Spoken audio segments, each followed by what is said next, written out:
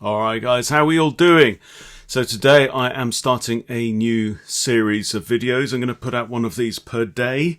That's the plan. And what we're looking at is I'm really focusing on games played by players sub 1000. Because quite honestly, most of the courses out there are pitched at expert level players, 1800, 2000 plus. And there really isn't enough for the majority of players who are rated like 600 and below. To be honest, these days I think half the users on chess.com are 600 or below. So I'm setting out to meet that need. As you may know, that I'm now a full-time chess content creator. I'm bringing out courses, and I've just brought out a course literally today. It's Sunday the 30th of November, and I've just published my course called Smash 500. And the purpose of this course, very, very simple. It deals with what keeps you below the 500 ELO rating band. And quite simply, the reason, if you're under 500, if you've been struggling to break through 500, it's not due to lack of opening knowledge at all. In fact, I don't even recommend that you study openings at all at that level. It's not due to lack of experience, although experience helps. It's not really due to learning pattern recognition or anything like that. That comes with experience. It's quite simply, as long as you know how the pieces move and the rules of the game, it's down to one thing, which is mental discipline. You just got to stop hitting the bed, okay? And Smash 500 works in quite a unique way. I'm not teaching chess principles, tactics, patterns really as much, although we touch on quite a lot of stuff in the process. It's a 7-point checklist. If you follow these 7 points in the course and apply them in your games on every move, you will sail past 500 ELO. It's as simple as that. So what I do is, in the course, I introduce what the 7 steps are, and then I set up an account where I got that account from 100 rating to past 500 rating, and I did it in 11 games.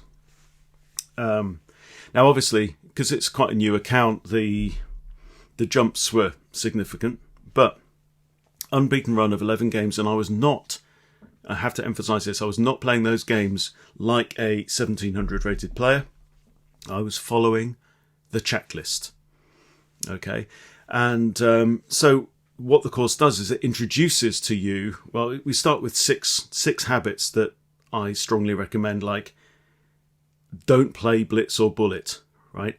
What you have to do is you have to get the basic potty training of the mind to become a habit, to become habitual, right? You need to build it into your process, and until it's automatic, you have to do it consciously, deliberately, step by step. And if you're playing a 3-minute, 5-minute game, you haven't got enough time to work through those steps.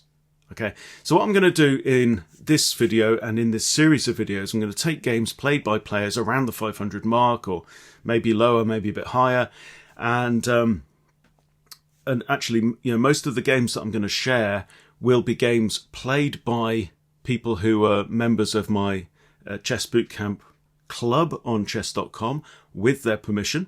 All right, and that's basically it.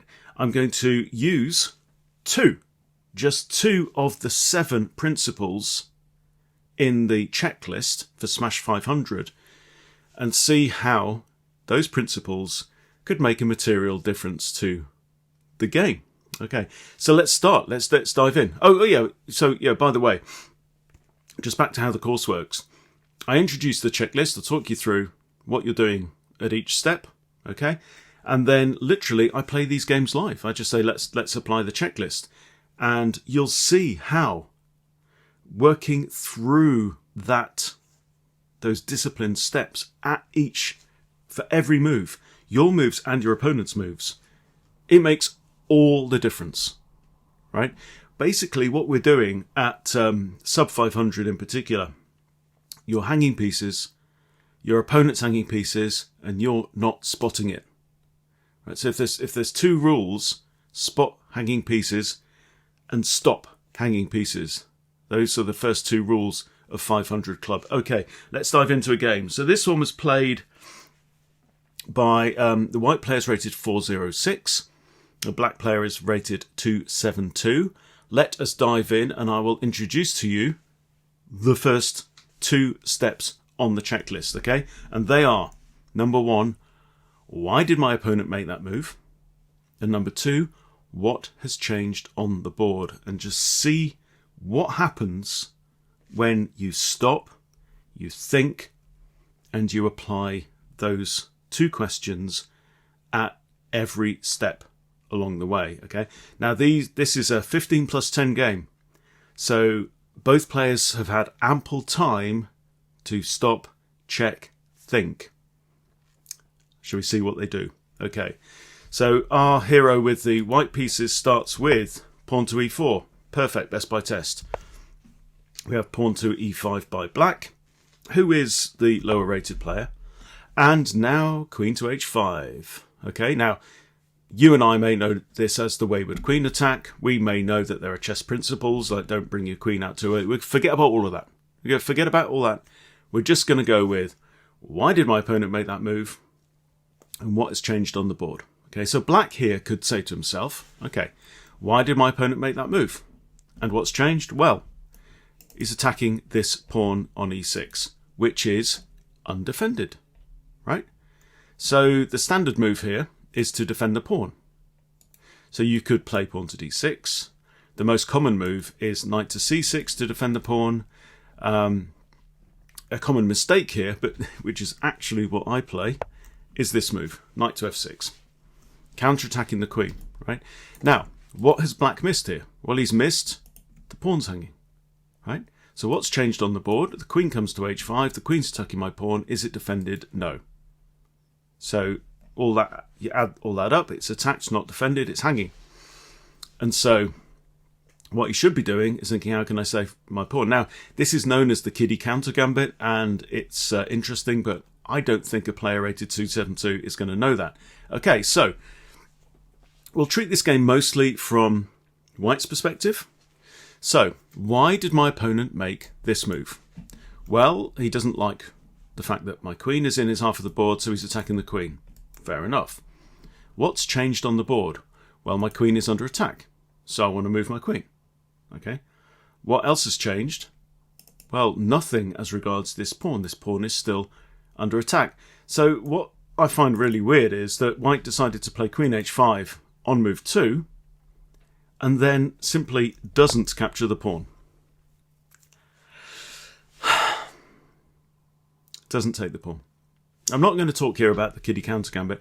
Maybe what he's thinking is, but my pawn's under attack, right? If you go back a move, maybe he's thinking my pawn's under attack, therefore I need to save my pawn. Well, actually, queen e5 check not only attacks the king, but also protects the pawn as well.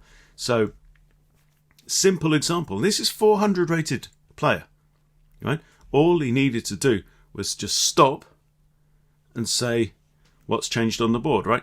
He went as far as my queen's under attack and so is my pawn. Therefore, he then jumps to, I need to save my queen and the pawn.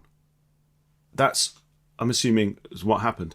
What he hasn't done is said, how many ways have I got of doing that, right? So he should have taken the pawn here with check. Instead, he brings the queen back. All right, fair enough. Let's see what black does. Queen to e7. Why did my opponent make that move? Maybe he's defending the pawn that isn't under attack.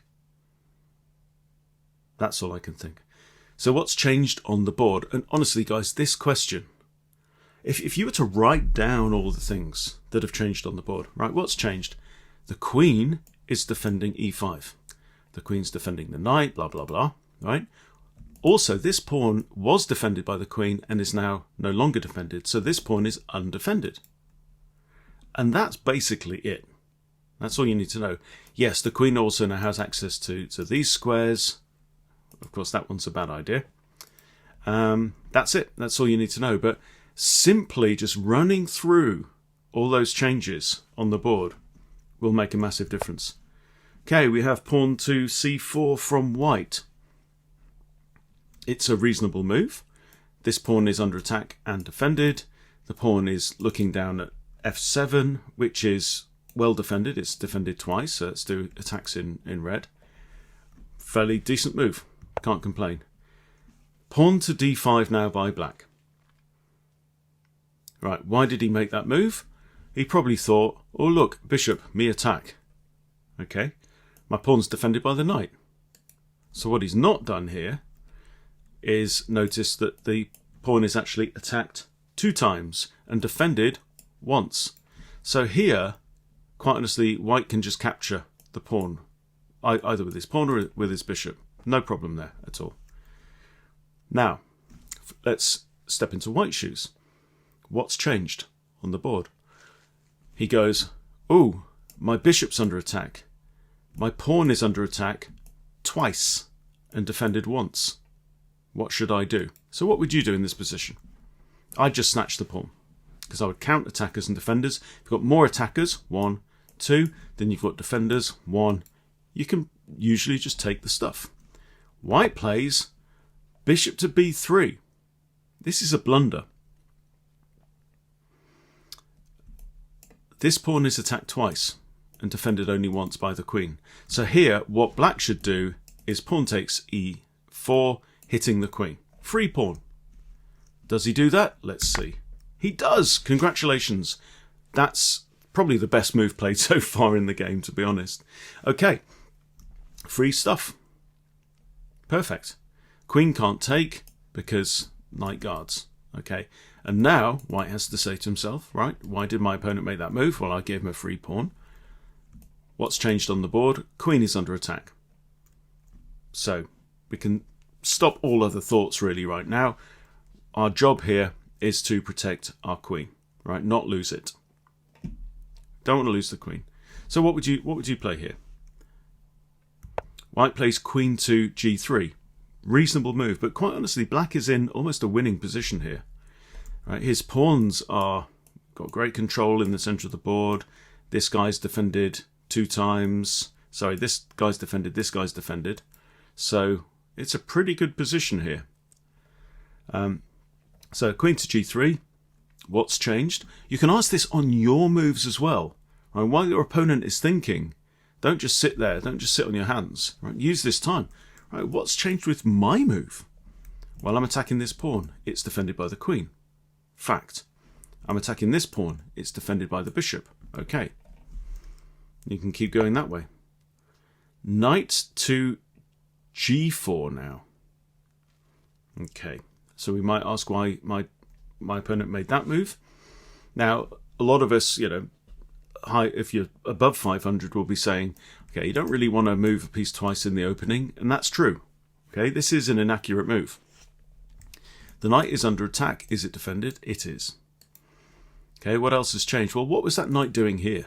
Right, it was defending this pawn. Now it's no longer defending this pawn. Now it's defended itself by the bishop. Are we attacking this pawn? No, but we could. So a move like knight to c3 here would attack the pawn, because its defender's just moved for no real noticeable reason. What does white do here? Great move, I like that. Knight to c3. He's now attacking this undefended pawn. It was defended, it ain't defended anymore. Good move, I like it. And now queen to f6. All right. Why did he make that move? And by the way, and I say this several times in the course, because I'm playing genuinely against sub 500 players, the answer I really don't know is a genuine answer for a valid answer to why did my opponent make that move, because I promise you a lot of the time your opponent won't really know why he made that move either. Sometimes it's just it's the first move I thought of, and the checklist will stop you from doing that. Now, so what I see here, why did he make that move? Maybe he's thinking I've got 2 attackers on f2. Okay, fair enough. How many defenders are there on f2? Well, you've got queen first and then king. By the way, the king can only be the last defender.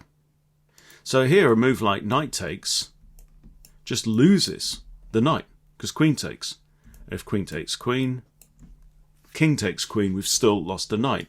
So is this really an attack? Also, queenie's just moved twice as well in the opening. So black has moved 2 pieces, right? Knight and queen. They've both moved twice in the first 7 moves. So what he's not doing by removing his pieces is developing this guy or this guy or this guy and getting ready to castle, which is a good idea. It's what you're meant to do. So, from White's perspective, what's changed on the board? Well, there's an attack here, but it's not really. It's a losing attack. Fair enough. Okay, what was this queen doing here? It was defending this pawn.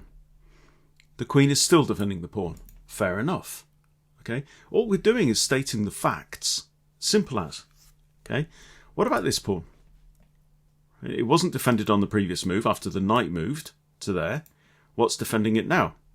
Nothing. So best move here, probably, knight to e4. Hits the queen. Extra defends f2. Let's do that in green. Right, we win our pawn back. Happy days. Another great move for white here would be knight to d5. Yes, we are moving the same piece twice in the opening, but it's tactically justified. We attack the queen, we attack the c7 pawn, which itself comes with the threat of a king-rook fork. So I would play one of those moves. Let's see what white plays. Knight takes e4. Good move. It's said inaccurate. According to the machine, h3 was best, but I really, really do. One of the habits that I recommend is don't use the engine. If you're sub 1000, ignore the engine, because all the engine's going to do is tell you how much you suck. It's not going to teach you much at all. The engines are useful for 2000 players and above. They're really useful for them because they are trying to find the most accurate moves. We don't have to find the most accurate moves at sub 500. That is not the point. And that's not what I'm doing on the course. I am not trying to find the most accurate moves. I'm following if this, right? Come up with some ideas. Which one looks most reasonable? Play it with confidence. That's it. Okay? So, I think this is a decent move. It's just that computer thought there was something better when it's looking 23 moves deep. Sorry, 25 moves deep right now. Stockfish 17.1. Right? Just ignore the engine. Right? So, what's changed with this move? Well, we're attacking this queen. We're extra defending this. Happy days. We've just won our pawn back. All is well. Queen to f5 now. Okay, so black has correctly identified my queen is under attack and has moved to here. So why did they make that move? Well, they're saving their queen. They're also now attacking our knight. Okay, that's simple. So now, with what's changed on the board, well, the queen's attacking the knight. That is a tactical threat. We have the prospect of maybe losing material, so our job is to not lose the knight, right? But it's not, I have to move the knight, and this is really important, right? Not lose the knight, and then you say to yourself, well, how many different ways have I got of not losing the knight? It might be a counterattack, it might be capture the queen, it might be pin the queen, it might be counterattack with a check, for example. It could be move the knight. That might be your preferred move. Or it might be defend the knight. So move like d3. Defends the knight.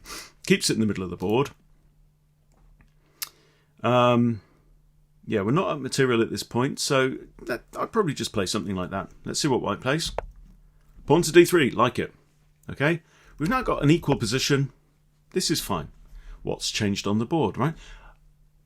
I know. And the course, by the way, is 3 hours 45 minutes of me saying that a lot, but that's what you've got to do. You've got to get this into your head, and by hearing it a lot of times and watching me play through these games, it will sink in. It will become semi-automatic, almost subconscious in your mind. I like this move. So what's changed from black's perspective? The knight is now defended. We're attacking it, but it's defended. Okay. That's really it. Also, you might notice this bishop now has access to several squares on the board. That's not a good one, and that's not a good one. But it could go here. It could technically go here as well. Okay, let's see what black does. Bishop to c5. Now, let's stop and hold fire. Why did my opponent make that move? I think the reason for making this move is, well, yes, preparing to castle, which is fine. Adding a third attacker to the f2 pawn, which is fine. It's got knight, queen, and bishop now all looking down at there. How many times is that pawn defended? Once by the knight, then by the queen, then by the king. The king can only be the last defender or the last to recapture. It is 3 attackers, 3 defenders. So the attack doesn't have spice to it at this point. What else has changed on the board? I know you've probably seen it already, right? But when we're in the middle of a game, it's a different matter. What's changed on the board is this bishop has moved from here to here. Is that square under control by white? It is. The bishop hangs. Game losing mistake. Okay? The knight should just take the bishop. And in the course, in the games that I play, you will see me just, if I can take something safely, I just take it. And that's it. End of thought process. Right? We're talking about getting to 500. We are not trying to play at intermediate level or advanced master level. Right? We're not trying to play perfect moves. We're not trying to play the best moves. Why? Because you don't have to do that in order to get past 500 with ease. You don't. You just don't. So let's stop trying to compare ourselves to grandmasters and title players. Let's stop trying to compare ourselves to stockfish. Forget about it. It's not your friend. It's not going to help. Take the bishop. Hooray, we take the bishop. White is now in a winning position. Okay? Because black failed to say, okay, is there anything dumb about this move? So he's now gone down a piece. From black's perspective, why did my opponent make that move? Because I was a dummy and I hung my piece. But well spotted by white. What else has changed? Knight's attacking this. Is it defended? It is. It's more or less it, to be honest. So we'll see what black does here. Pushes a pawn. This happens so much. You get some stuff out in the board and you move it. Why has my opponent made that move? I really don't know. It's inexplicable. He's moved this pawn from a square where it's defended 2 times to a square where it is defended only by the queen and attacked by the knight now and the pawn. So he's just hung his pawn. Again. Let's see if white notices. Knight takes pawn or pawn takes pawn. Knight takes pawn. Brilliant. Free stuff. And that's all you need to do. It's honestly, guys, it's all you need to do at sub 500. Your opponent is going to offer you free stuff and you're going to say, thank you very much. But you'll only do that if you spot what's changed on the board. And that's step number 2. We have another queen move. Why? It's not necessary. You don't have to move the queen. Again. Don't know how many queen moves there have been. Too many. Alright? Why did my opponent make that move? Pinning the knight? Maybe? Maybe? Okay, what's changed? Well, the queen's now on prise. Is it defended? Yes. Okay, so we have to consider, is there a tactical opportunity here? Now, for me, when we are a bishop and a pawn up, in the course I just go, yeah, take it. Right? If you're up in material, tactics, one acceptable tactic is to trade off. If you're up in material, trade off. So I would play queen takes queen without hesitation here. Queen's also looking at this. Right? Is it defended? It is. Right? The knight is in a pin. This is true. So we could worry about a move like pawn to f5, but here I just trade. Okay. From black's perspective, why did my opponent make that move? Well, he wants to chase the queen away from the square it just moved to. Okay, what else has changed on the board? The bishop was here. It's gone to here. What was it doing here? It was defending this guy. That guy is under attack. Is it defended? No. Queen takes b2. Misses it. So, why did my opponent make that move? Okay. It's attacking f2. It's attacked twice. Is it defended? Yes, twice. Queen, then king. Alright. Just look at this, guys. This is move 12. You can complete your development, get all your minor pieces out into the board, get queen off the back rank and castle in 8 moves. That's physically the quickest you can do it. We're on move 12. And this guy, being rated 272, we appreciate, right? We're not here to denigrate anybody, right? Or to insult them. He's got 2 pieces out on the board, one of which is a liability, the queen. All right. So, what's changed here? Not a fat lot, right? Well, we've got a hanging pawn. I see. Okay, queen's attacking this. Oh, that's what he's doing. That's what he's doing. Okay, when you stop, take your time. Queen's attacking the pawn on b2. So, what I would say is, okay, that's a tactical threat. What can we do to protect that pawn? Now, the obvious move to me would be pawn to c3. Our queen defends this. Pawn to c3 attacks the queen. That's what I would play. So it's not really about this, it's about this. Another option is castles, long castles. Why not? White grabs the free pawn, but at the same time gives up his own pawn. Now let's see if we were right about black's intention. No, he castles instead. Okay. So what's changed with this? Well, somebody's finally castled. That's reasonable. Okay, but white is now in a winning position. So, what's changed? Well, there's a possibility of the rook entering the game and pinning the knight on e4. Okay, is the knight defended? It's defended by a pawn, so we don't really have to worry there. This is still under attack and undefended, therefore hanging. So, the obvious move here would probably be castles, but c3, well played, Mr. White. Okay, I like that very much indeed, right? The pawn was attacked. He defends it by blocking the attack, and it comes with tempo. This pawn defends this pawn. So does the knight. Our queen defends d3. That was a lovely and sophisticated move. And next move, queen retreats all the way to d7. Okay. Why did my opponent make that move? He's attacking our bishop. And he's also getting his queen out of an attack by a pawn. Very reasonable. Okay, what else has changed? Well, not an awful lot. The attack against f2 has kind of disappeared now. But we've got a tactical threat.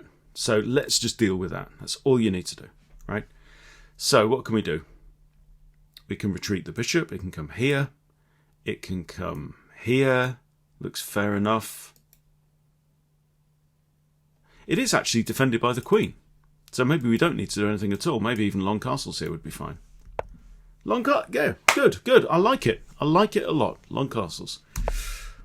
Now we have knight to c6 from black.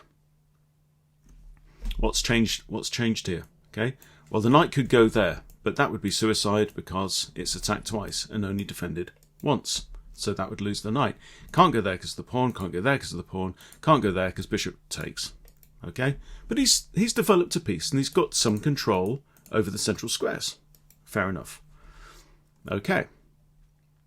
So, what else has changed on the board? Not a lot. I mean, we notice that this pawn is pinned. That's more or less it. So, at this point in time, no real tactics present themselves. Yeah, exactly. I would do very similar. I'd say to the donkey, "Oi, donkey, get out of my half of the board."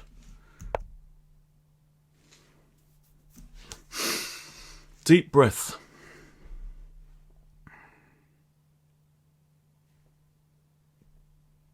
Why did my opponent make that move? Is what black should have said to himself. He's made that move to attack my knight and get it out of my half of the board. Right? He's just missed it and blundered the knight. Please take the knight. Oh, you... Okay. Okay. Well, maybe this is a better move than it looks, right? But it's a... That is quite a good move, actually.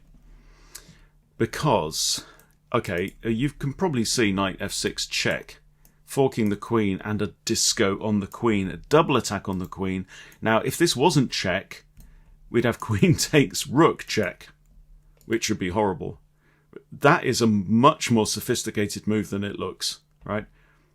From a 406 rated player, I'd almost be suspicious about that move. Okay. Knight g to e5. Looks reasonable. Okay, the knight there is attacked twice, defended twice. We are up 5 points of material right now. We're up a bishop and 2 pawns. I would just trade. At this level, I would just trade. What else is true about this? Well, the knight's attacking this. Is it defended? Yep. Okay, so we can relax. Move like f4 is fine here. But I would just trade off. I'd take with the bishop, knight recaptures, carry on. And now again another quite sophisticated move, knight to f6 check. Now I'm not looking at tactics in this depth in the course at all. You don't need to, right? But this is quite a nice move. Why? This pawn is pinned. It's a check. It's a royal fork on king and queen. The pawn can't take because it would leave black in check, and that's illegal. We're getting close to the end of the game. King moves, take the queen. Without second thought, excellent. Now you trade. Right, 1, 2, 3 attackers, 1, 2 defenders, straight into tactics territory. That's it. Okay, that's not a free pawn though, it's defended. Or is it? Well, yeah, knight takes, yeah. Now if we take the rook, yeah. Oh, fair enough, fair enough. And we have knight takes here, but yeah, it's a fork on king and rook. We probably just take with the queen. Ooh, but now rook takes. Rook takes rook. Check. King has to move. There's nothing else for it. Wowzers. Now, interestingly, this is also a king fork on those two pieces. And let's just see how the game ends. I think we've gone over the thought process enough for one video. This loses the rook. He grabs a pawn. Bishop there. Nice move. And queen takes g7 is mate. Excellent. Well then. Now I hope you can see. I mean, look, the biggest issue was just here. Just hanging the bishop for no reason, right? That is where the whole game fell apart instantly for black. And it was completely unnecessary. So asking those questions, right? What changes on the board if I put my bishop there would have saved black that pain. I cannot stress enough how simple this is. We are talking mental discipline. We are talking step-by-step thought process. Is all once you know how the pieces move and what the rules of the game are, and understand castling and en passant, and that's it, right? That's all you need to do, right? 7 things. I've given you the first 2. And we've worked through quite a lot of stuff in this process, but asking yourselves those questions on your moves and your opponent's moves will save you a lot of grief. More importantly, it will get you to 500 without much sweat. So the course is now live. You can buy it for $29. And that's for 3 hours and 3/4. 3 hours, 45 minutes of material. Okay? So you watch that for less than 4 hours. And once you've done that, you can go out there and you can smash 500. Okay? And I also throw in the course that I developed a few weeks ago called Master Code, which is another level, but it's accessible if you are sub 500. And that's also value $29. You get that free as well with Smash 500. So, 2 great reasons to go and get that today if you are in that rating range, because I really, really want to help you get above that and then get you to 1,000 as well. Okay, there's another really, really awesome reason to get that today, which is that in just over 7 days' time, Sunday evening, 6 till 8 p.m. UK time, I'm going to be running a live session for everybody who's bought Smash 500 in those 7 days. Right, so you've got 7 days to do it. You will get an invite to a special live Zoom session running for 2 hours, 6 p.m. till 8 p.m. UK time. So that's what, 1 till 3 p.m. Eastern time, or, yeah, that's right, or 10 till 12 Pacific time, but check your relevant time zone and whatever. And we're going to apply these principles in real time, in real games. Okay, so that's going to be a whole load of fun. I'm so excited to be going out there and trying to help people get to 500 and get to 1,000. There's a lot of people out there who are struggling, who are finding it painful, who are finding it difficult. It doesn't have to be that way. Mental discipline is all you need. My course proves it. I am not using intermediate 1700 level tactics or ideas. Sometimes I'll spot them and I'll tell you what they are, and I'll say I'm not going to do that because it's not a 300, 400 level idea. The mental checklist, guys, is all you need, I promise you. So if you are in that range, go and get Smash 500 today, $29.